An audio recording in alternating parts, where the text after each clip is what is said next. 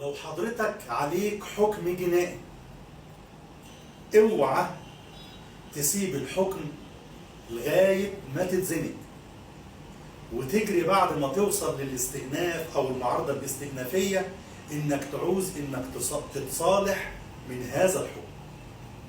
انت اللي زنقت نفسك، وهتبقى تحت رحمة اتنين، تحت رحمة المشرع، ولن تجد لنفسك اي مخرج، لانك استنفذت ولاية المشرع او ولاية القضاء على هذا الحكم بالمعارضة الاستئنافية، وهتبقى تحت رحمة المجني عليه ان هو يتصالح معاك او ما يتصالحش معاك.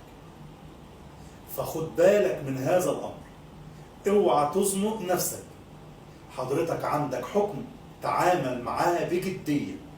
حضرتك عدى عليك 3 سنوات، مش هينفع تتمسك بالانقضاء في مواد الجنح بعد المعارضة الاستئنافية، لأن المعارضة الاستئنافية في حالة عدم حضور حضرتك هتاخد كأن لم تكن. معنى ده إيه؟ معناه إنك مش هتقدر تتمسك بالانقضاء. خد بالك من اللي أنا بقوله علشان ما تعرضش نفسك للخطر.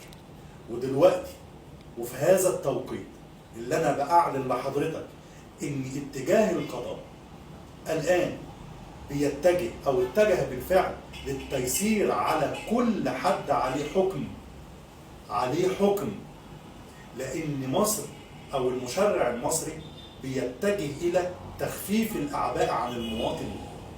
فحضرتك عندك أي مشكلة حاول إنك تحلها ما دام القضاء بابه مفتوح، وباب القضاء مفتوح لغاية المعارضة الاستئنافية.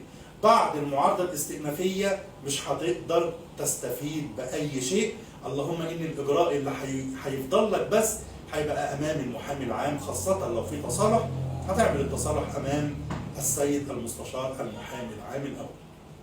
وشكرا جزيلا.